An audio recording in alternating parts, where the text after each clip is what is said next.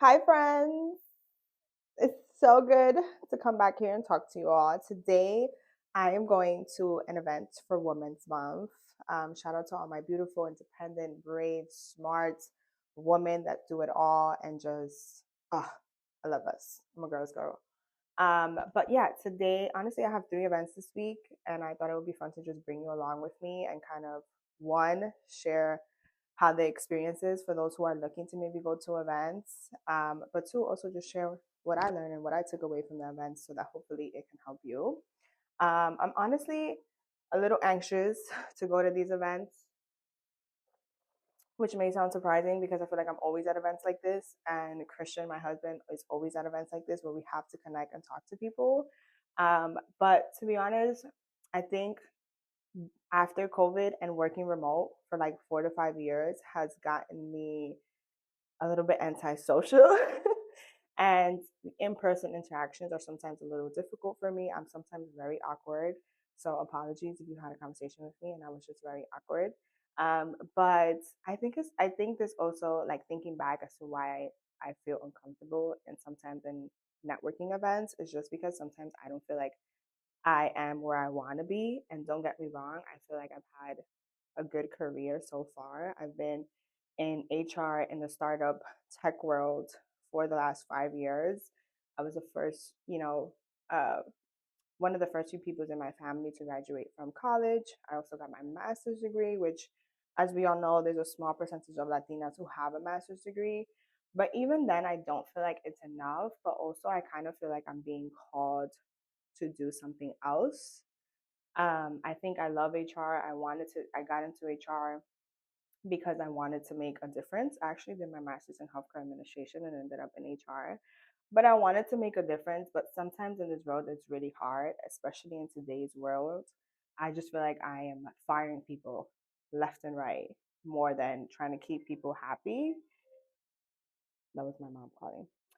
Than trying to keep people happy. And so I just feel like I'm really called to do something else and I'm looking to pivot in my career, which honestly is so scary to do it this late. And like, I don't want to say this late, I'm not even 30 yet, but it is scary to be doing something for the past 5 years and then want to be doing something completely different. But that's why I'm putting myself out there for these events. I want to learn what other women are doing, what industry they're in, their titles. So maybe it'll spark some inspiration as to what I want to do because I honestly don't know what I want to do next. I just know that I want to do something different. So I'm going by myself. I texted my friend this morning to see if she was coming, and she said she might not come. So I'm gonna go by myself, and this is your sign and your reminder to go by yourself because your success is dependent on what you do, not your friends or anybody else.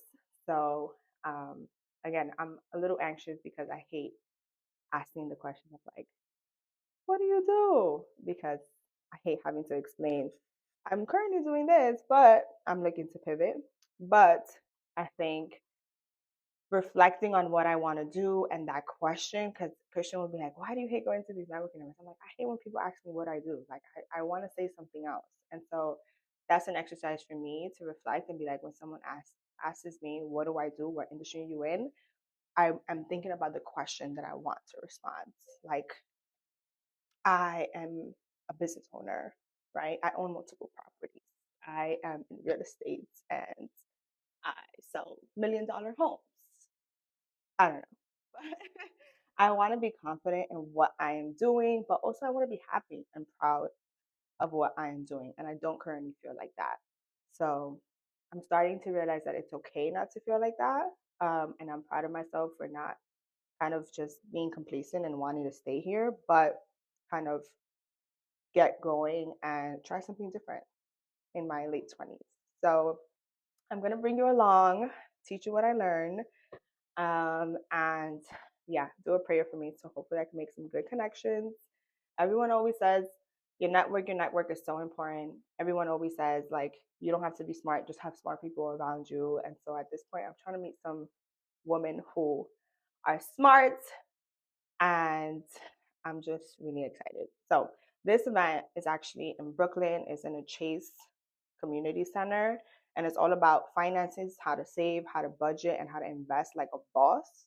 It's called Her Future, Her Finances. And so I'm excited because I want to learn how to invest. That's a goal of mine for 2025 because we're trying to bring in generational wealth, but also we're trying to make more money, make the what is it? Make the little that we have into more and multiply it. So that's what we're trying to do. So I'm excited. I'm going to share everything I learned with you all. Let me get dressed. I'll show you what I'm wearing and then let's head out. I just got dressed. I put some quick gloves. I am going very simple. If you know me now, I am like the most simplest girl. This top is from Primark, Hugo Boss pants, and some H&M little heels. I might have to change them because these pants are so long, but I love them because they just look nice and elegant. But yeah, this is kind of the vibe I'm going for. I'm gonna wear some cute gold earrings and we're going to head out. I am super excited because it is almost 60 degrees today. And yes, I'm wearing all black because I don't trust the weather. They say 60 degrees, but we still in the winter. So, well, technically it's already spring. Is it? No, not yet. We're still winter. So 60 degrees, they be lying. It's only for a little bit. Anyways, my amazing husband is going to take me. So I don't have to take the train because it's really far in Brooklyn. But here we go. All right, we're here. Christian just dropped me off. He's give me 3 quick advice on how to network. Go. All right, quick. First and foremost, walk into every room like God sent you. Number one. Number two, your story is unique. You are enough. You matter. Own your story. Tell your story. Don't be afraid to share your story. And then the third one is remember that you belong in that room. The people that want to connect with you as you do with them, and you got this. Go kill it. Go inspire people. Give me like a conversation starter. A good conversation starter that one of my usually go tos is I like to compliment people on their fits, especially if it's a brand that I see, support, admire. That's number one. Number two is just maybe how did you hear about this event? Who do you know in this event? Kind of all of that stuff. Kind of shying away from like what industry you work in, what do you do, and all of that. Those are some of the kind of questions I would keep in mind. Does that help? Yeah, let's put it into practice. Let's get it. All right, babe. Have fun. Here we go. Like I said, this was at the Chase Community Center in Brooklyn. They do a lot of free events for the community to learn. So you should definitely check them out if you're in the area. My friend Kate ended up coming looking super cute in her denim outfit. I told her, let's do a quick fit check because she was looking too cute. Now, this event was a lunch and learn, so they had some Caribbean food for us to start. And let me tell you, it was delicious. Now, there's nothing better than going to an event and knowing God is in the room. Listen to this. So I'm just going to start off. First and foremost, I just want to say a few thank yous. Thank God first and foremost. Yes, Amen. amen. That. Very, very strong believer and very rooted in faith. Without God, literally nothing. Okay, I love that. This was God talking to me saying I was at the right place at the right time. We then got introduced to the Chase rep, and honestly, she did amazing. Honestly, everyone in the room was amazing. It was such an engaging lunch and learn. Everyone was participating, dropping gems. Like there was no gatekeeping here. And there was entrepreneurs, business owners, everything. We got to talk about our personal values, did a little networking, and honestly, I met so many amazing people, including this girl who I got a quick video of. All right, so I just got out the event. Honestly, it was a great event. We learned so much. The women were so vulnerable, and honestly, it was a room full of heavy hitters. Like, there were so many women doing some amazing things in that room. I was so proud of myself. I connected. Everyone was so willing to share their phone numbers, their Instagrams, and share what they do. And honestly, it was such an engaging workshop where it wasn't just the lady in the front talking, but everyone was talking and sharing their tips and tricks. And honestly, I found that to be so beautiful because like that's the part of like not gatekeeping and like really giving back to the women community. So I really, really enjoyed the event. I learned a lot about, your savings and just in general finding your true value. There is a truck here with a beep beep beep. Anyways, I learned about like really staying true to your values. I think your values and understanding your why and what it's for and how it's going to impact your life is very important.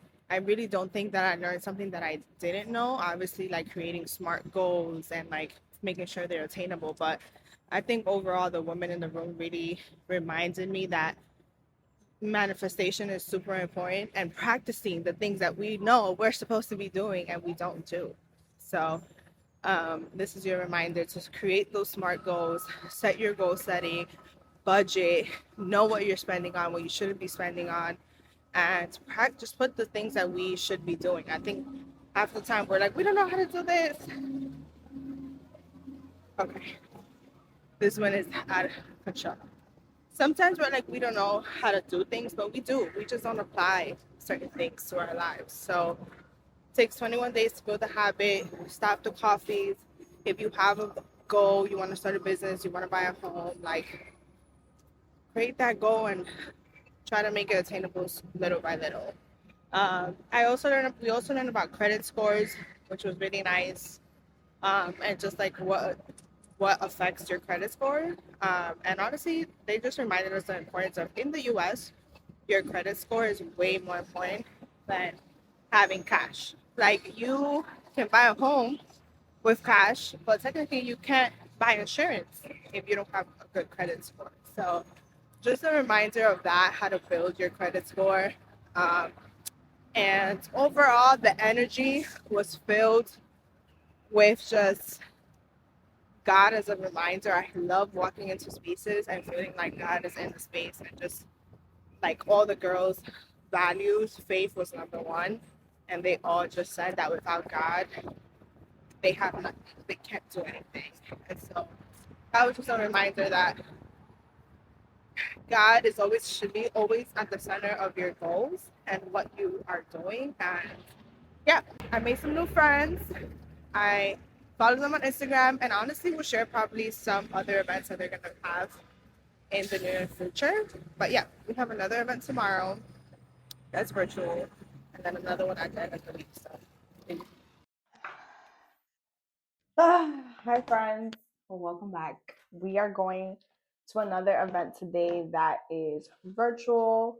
It's actually one of the ladies from Shark Tank. So I'm actually really excited to hear her talk about investing. As you all know, like I am dying to learn how to invest. Like I want to be that girl that is waking up in the morning looking at the stocks and what happened the night before. I do have stocks now, like through my 401k, but I like to know what I'm investing in, but I also want to make smart decisions and be able to teach my kids. So let me log in. I'm excited. This is a webinar. It starts in 15 minutes. No, it starts now actually. I'm so late. But this is being hosted by Female Invest, and we are going to hear all about how to invest. And it was really cool. What was really cool about this is that you could submit your own questions. So hopefully, maybe she'll kind of take a few of the questions that people have asked. Interest rates had dropped, and I took out of that building $70,000, and I had $70,000 started. And secondly, I was able to make money from that same building over and over and over again. Today, that $1 million building I bought is worth roughly $12 to $13 million, and I've remortgaged it 3 times. Let me just say, I remortgaged it with a purpose. One, to open an office. I remortgaged the second time to share with you that historically, the average stock market return has been 8% on average. And what that means is that I got hungry. It's dinner time. I had a long day at work. All right, I'm going to take some notes for us, and we'll be back. It was the best experience I ever had. My second lucky break happened when I was 23 on my 23rd job at the Fort Lee Diner. I was a waitress, And a man walked in and sat at my counter. I looked at him right away, and I knew I'd be losing my virginity within a month. And I did, actually, happily. But he gave me a ride home, and he became my boy. I worked with him 7 years building a company. We had 14 people at our mightiest, and we were renting apartments all over Manhattan. And then he came home one night and told me he was going to marry my secretary. I thought I was hearing things. I thought, that bitch, I'm sure I shouldn't say that. But Tina, I found there were only two numbers important to looking at my business and knowing what I was doing, which is the receivable number, how many dollars do I have coming in, and what my current overhead is. When I matched those up and saw the spread, I knew what my profit was. Okay, we are back. The webinar just finished. It was about an hour and a half. It was a pretty good webinar. I love that they actually answered real life questions that people were submitting through the chat.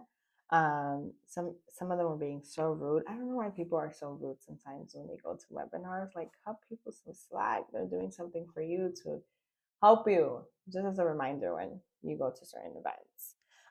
Overall, I thought it was a good webinar. It was hosted by Female Invest, which they have 3 women founders who are basically kind of creating the platform to kind of show or give the knowledge that they felt like they wish they had when they first started investing in their early 20s. And so the platform just kind of creates information for you to learn the basics of stocks. And like whenever you feel like you're good, you know the basics, like you can go and start investing a little bit more confident. And so, but I wrote a few things down that I thought would be helpful, but also some of the things I already knew, but they were good reminders to start again. But here it goes, and I hope it helps you in some areas. So number one is to invest in things that you know. I think sometimes when it comes to investing, we think we need to invest in these random companies that we don't know about. Like, do your research. Don't just invest in things that you don't know, but 2, you don't really believe they're going to do well. And as women, I feel like we have so many things to invest in that we know are going to do well, like beauty and makeup, like so many things that we use on a day-to-day basis. And I forgot someone else who mentioned, but like invest in the things that you use on a day-to-day basis, because if you use those things, I'm sure a lot of other people are going to invest. And that goes to notions, things around the house, like anything that you use and you believe in and you think is a good product, invest in that. Don't invest in all these crazy things that you know nothing about. So that was a good reminder, because sometimes there's so many options and it gets overwhelming. But trust your instinct and go with something that you believe is a good product. Number 2 is to buy and hold as long as possible. I think even now, with everything in the world and things kind of going up and down, like people start to panic, and they mention like when you start to panic, that's when you eventually end up losing the most money. So they would just like hold it and invest in as much possible. The stock market does go down, but it jumps right back up, and it usually has, I think they mentioned, an 8 to 10% increase each year. So just hold on, and don't lead with just being scared and sell all your stocks without you making an investment first. So the third reminder was like 80% of your investment should be in funds. And then like the rest of the 20% should be in individual stocks. If you don't know what difference is between funds and stocks, is basically like stock is more so like an individual stock, whereas funds is like a whole bunch mixed into one. And so it allows you to kind of invest in different areas. And so obviously the most important thing is for you to be not put all your eggs in one basket, and kind of be in all areas, so that if one area does bad, you're okay because another area is thriving. So you want to be in all types of industries. You want to be in all types of places around the world. You want to have a diverse portfolio so that you don't end up losing money. Essentially, you're working smarter and not harder. But obviously, the 20% are those stocks that you, or those companies that you feel really strongly about. Have those, but make sure that when you look at your profile, you are investing a little bit in everything and not just the beauty or tech, even though tech is huge. So they recommended that. Let's see. Number four is when to sell. Like, this is a great question because I feel like I always get this too. Like, I think the buying is kind of the easy part, but knowing when to sell it is the hard part because that determines how much money you're going to make. And obviously, they didn't have a concrete answer to this, but they did recommend like setting an amount for yourself that you're like, okay, after it gets to this, I'm going to sell it. And that's whether it decreases or increases. So let's say, you lose, $500 and that's your max, then you obviously want to sell it before you lose more money, right? And then obviously, if it goes to increase, let's say it increases about $5,000, you're like, okay, cool. I feel like I made a good investment off of it, and you need the money, then sell it. So those were kind of what they recommended. They didn't recommend to sell it if you need money or for just a random reason, but had that set amount for yourself. Obviously, you there's a certain holds of you wasting money, and then also just the investment. If you feel like it's enough and maybe things are changing within the company, pull out before it gets ugly, essentially. The fifth one was to invest often. And I used to do this before we were wedding planning. Obviously, the wedding was expensive and we needed all the money that was coming in. But I did automatically invest in certain funds. So every time I got paid, a certain amount will go um, to, to my funds. And even with my 401k, I invest a lot of my 401k into the stock market so it could make me more money rather than just putting money into my 401k, which is a good option for those who do have the option. But yeah, if you can start small with $20, $50 a month or $50 a week, if you have it, and go for there. I think investing in yourself and in your savings is way more important than going out. And I love automatic things being pulled into things like savings and investment in stocks because everything else I can spend. But let me take care of myself. Let me take care of my future, my investments before I start just spending money on a whole bunch of things I don't need. So if that's you, start small and like pick a fund that is very diverse and that you know a lot of the companies in it and hope for the best. Number six, which is something that I didn't know. For those of you who don't know, I am a real estate agent. And this was actually a really, really good.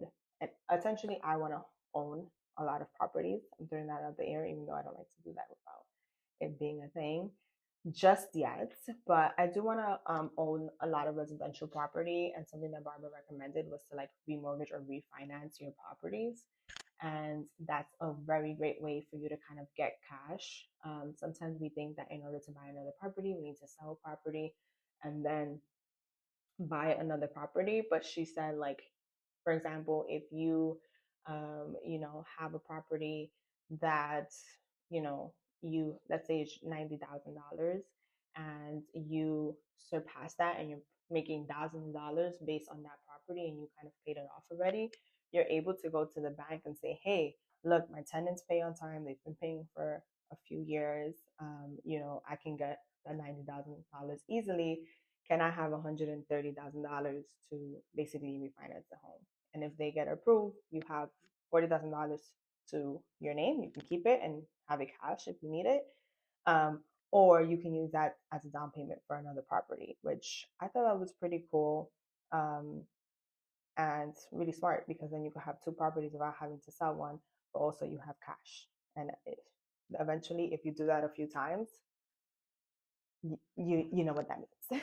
It adds up. And so the last one was don't lead with emotions. And I feel like, again, this was also a common theme in the last event that I went to. I know as women, sometimes we like to overthink or we make decisions based on our emotions. And I think part of making important and strategic decisions in your life is obviously one, trusting your gut and your instincts, because obviously we're smart, and intelligent. However, make knowing when we're leading with emotion versus what we know and what we think is a smart is very important. Again, don't make any moves based on anger or frustration or even being scared. Obviously, that's a big, huge one. Do it with confidence and do it when you have a clear head and you kind of know what you're doing. And so I love that. I think those were all the things that I learned. I hope they're helpful. I'm really excited. I think I'm going to go to another event. And if I do, I'll share that. But if not, I hope you got some things out of it. And I hope this video encourages you to go out, go to these workshops, go to these events. Like there's so many things going on in New York City, virtually that you can learn from.